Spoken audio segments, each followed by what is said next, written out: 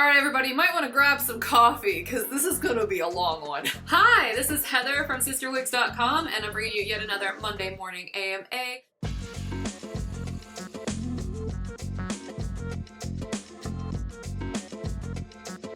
This time, it's going to be addressing a whole bunch of questions all about the exact same thing. These are all actual comments left in the comment section of these AMA videos, and they all have to do with the differences between what we're going to call BBSS wigs, as in Black Beauty Supply Store wigs, so that whole black side of the market. BBSS is what I'm going to say there, because it seems like the most PC way to address it. And then we're going to just say white people wigs, because, I mean, we are white. At least I'm white, so I'm not gonna get all uptight about calling myself white. I just want to say up front that this is a very racially segregated market, and we are going to be discussing it very frankly. So if you are the PC police or a social justice warrior and you're just dropping by to leave a bunch of really negative comments, just know we moderate the crap out of everything posted on CysterWigs, because I'm not going to let you harass my customers for a perfectly reasonable question. So move along. I understand that there are various socioeconomic, cultural, various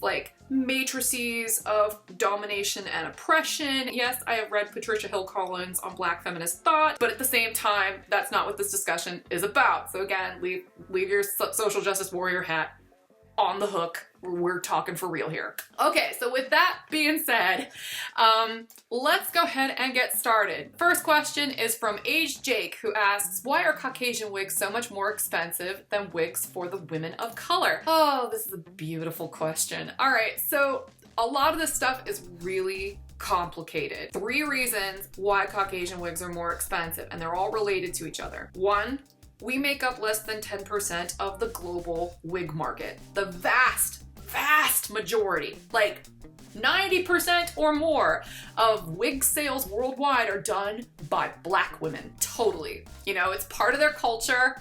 It's a way that they express themselves. I mean, they might talk, you know, trash about Becky with the good hair, but they'll spend a small fortune on getting that good hair for themselves. And newsflash, not all white women have good hair, okay? So let's just get that out of the way. We don't all have good hair either. And that particular stereotype doesn't really do us many favors, especially when we lose that hair. I just wanted to clear the air and state that. The issue is that, you know, they embrace it, they're very open about it, and because of that, there's not so much pressure for them to hide the fact that it's a wig.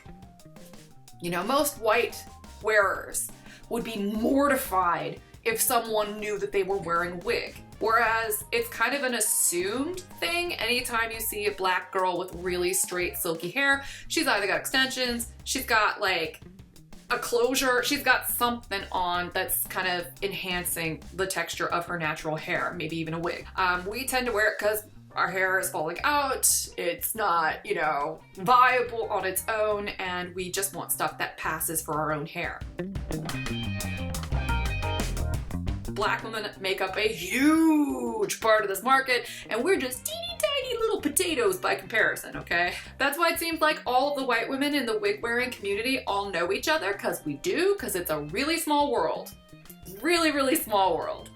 It really is. That's a part. Another part of it is that because most white women get into this for medical reasons, we need more comfort-oriented cap features. We are very meticulous about the cap features in a way that most Black women aren't, because they know how to Frankenwig. They know how to take a wig, cut it up, the metal, make a U-part. They know how to do all kinds of magical stuff with the hair. They can get away with it a little bit more than we can because they've actually got hair underneath their wigs, whereas a lot of us don't. Or if we do, it's thin in the part where you would use that for your U part, so we can't wear that kind of stuff, you know? Closures, a lot of that stuff's really off the table for us. So not only do we have very specific needs, but we make up a really small part of the market. And part of those specific needs, the second point, is that we like lots of very high-end finishes.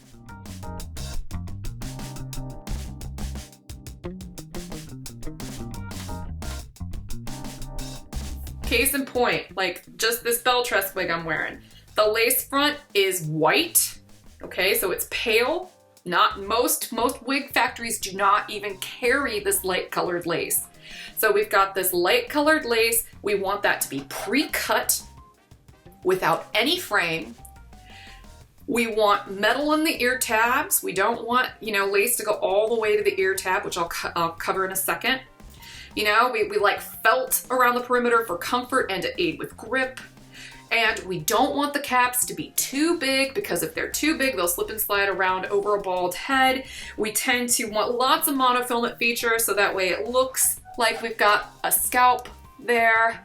You know, we like lots of lace fronts, and our lace fronts, like I said before, have to be white colored lace, and they have to be pre-trimmed. I could even go even further with like French tops and silk this and like, you know, every little thing. Like, we want it to be perfect right out of the box. And we don't know, a lot of us don't know how to customize our own hair. So even if it does arrive in less than perfect shape, like for instance, if it didn't have all of these fancy finishes on them, because the wigs don't just come like that. Most BBSS wigs do not have any of these high-end finishes. The lace will come down to here, it'll be dark, you'll have to trim it up yourself. You know, if it's too big, you're gonna have to sew it up in the back or sew a wig grip to the inside of it so that way it stays a little bit better. Maybe some clips, some combs, you may have to remove clips and combs. The BBSS wigs are made to customize because those clients know how to do it. Our wigs are made to wash and wear and go. They're pre-styled, pre-cut, everything's trimmed, they're made for comfort. So the consequence of these two factors is the third point, and that's that only a handful of factories in the world make these products. And I could go real deep with that, but I'd probably be in violation of some of the confidentiality agreements I have with some of these companies, because there's scarcity built into the marketplace, because not every company will make these things, and because they have so many high-end features, high-end comfort features, high-end monofilament features that are done by hand. I mean, that costs money because that's an actual skilled trade. Those people, like, it's an apprenticeship program. Somebody follows a master tradesperson at doing this wig ventilation for 14 months before they can ever even touch the hair. You know, and these people aren't paid slave labor wages. They're paid really well because it's a skilled trade. So it's expensive to make all of these hand-tied cap features for a white wig. I also want to take a moment to just sort of bring into focus that sometimes when you find something that seems too good to be true, it really is. If you can't vouch for the origin of that product, you have to assume that if it's a really good bargain, that it's probably dubious sources. Let me tell you a tale.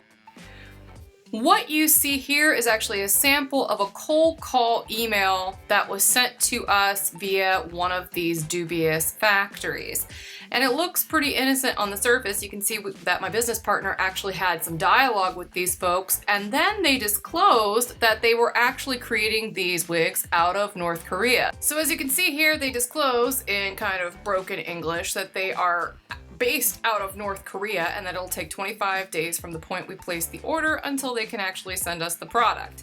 So we weren't actually going to do business with these people. I was just curious to see what they were about, because I cringe constantly whenever the newest seller of these direct from China wigs comes through the forums. You have to assume that if the rate that they're charging is extremely low for something that looks like it's got a lot of hand-done labor on it, that item has most likely been made in a factory in North Korea, not China, North Korea, which is why you should avoid these people like the plague.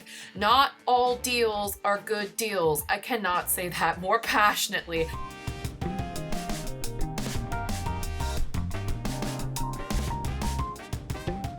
That there's a longer timeline for production from the time that, you know, they make the order for the wigs until it gets to the end consumer. I mean, that's why there's a lot of back orders in the white wig world and that sort of thing.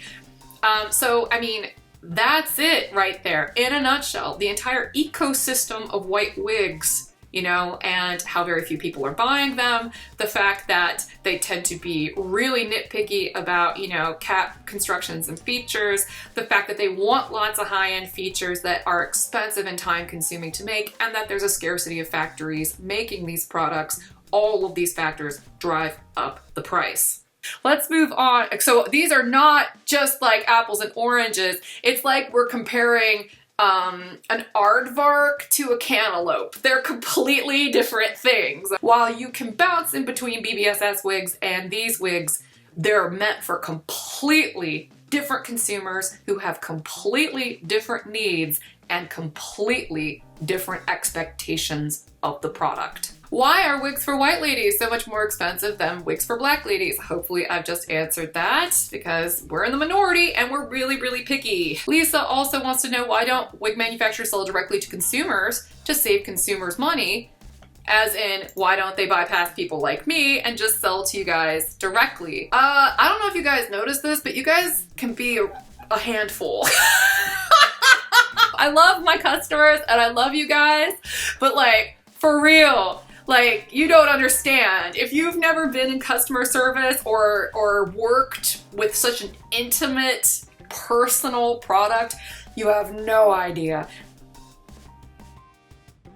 Hopefully that makes sense. You know, they want to play the principal of the school and let us play the guidance counselors, basically. Most of the women who are wearing these wigs are wearing them for medical reasons. They don't know how to customize them. They don't even know how to apply them sometimes. They are scared of basically every aspect of this, and they need a Sherpa to lead them up the mountaintop. And that's what we exist for. It's not easy dealing with the customer service needs of a medical consumer.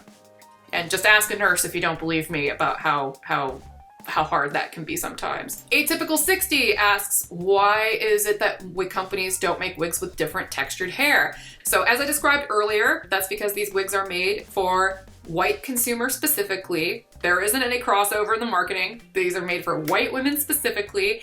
They are made to the needs and even to the lace color of white women. And the primary buyer is someone aged 50 plus. So most of those women want soft, silky, Becky with the good hair kind of hair that reminds them of, you know, the kind of hair that they're used to. And in fact, that is also a reason why there is such a push for these really light density wigs. It's because white wig wearers don't know how to thin their own wigs. They're afraid to thin their own wigs. And on top of that, they're used to seeing themselves without a whole lot of hair. And so to them, really limp, you know, sort of sleek, thin hair is what they're used to, and they feel really uncomfortable in big poofy hair. So, you know, you gotta remember the age group, the specifications, and the reason why they're wearing the wigs, because they're the people who are driving this marketplace in general. They tend to gravitate towards blondes, and they tend to gravitate towards really silky hair. And we make up such a small portion of the marketplace that there just is no demand for making, you know, yucky textured hair for white women, because most white women don't want that. They want stuff that looks like this. I'm reading Atypical 60's thing again, is that the hair is usually not as dense. Hopefully I've just described why, because a lot of these women have been living a long time with their hair thinning out before they actually start wearing wigs and toppers. And so they feel weird when they see themselves with a lot of hair. It feels fake, it feels costumey to them, even if it looks really good on them, which from my perspective drives me bonkers, because they do. They often look wonderful and they're like, oh, this is just too much. And it's like, no, you look healthy and vibrant and awesome, but they're used to seeing themselves with really limp hair, so that's kind of what they want.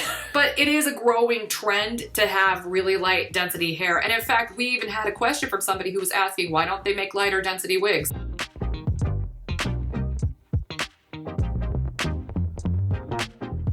And the hair is so shiny. So I don't think this is shiny at all, and I've got a ton of studio lighting on it, okay? This is a heat-friendly wig. This is a Peppermint by Beltress and Champagne with Apple Pie, which is a funny name, I think, but this doesn't look too shiny to me. I've got lights there, everywhere. And yeah, but I think it depends on the fiber you're buying. And it also depends on the brand. Not all brands of synthetic hair are super shiny. You just gotta know what you're buying. I think that, for instance, like John Renault, Estetica, Ellen Villa even, they tend to have a very matte finish on their fibers. That makes the fiber more prone to tangling, but it does decrease the shine. Here we go. Let's get to the next one. Why do wigs for the Caucasian market mostly have temple-to-temple lace fronts, while wigs marketed to women of color have ear-to-ear lace fronts? Oh, okay. So not all wigs are like that. Like, for instance, I have an Ava by Henry Margu up there. That has an ear-to-ear lace front. So what she means is that the lace goes all the way down to the ear tab, and then kind of wraps around. We do sell wigs that are like that, as opposed to just temple to temple where the lace goes from here to here.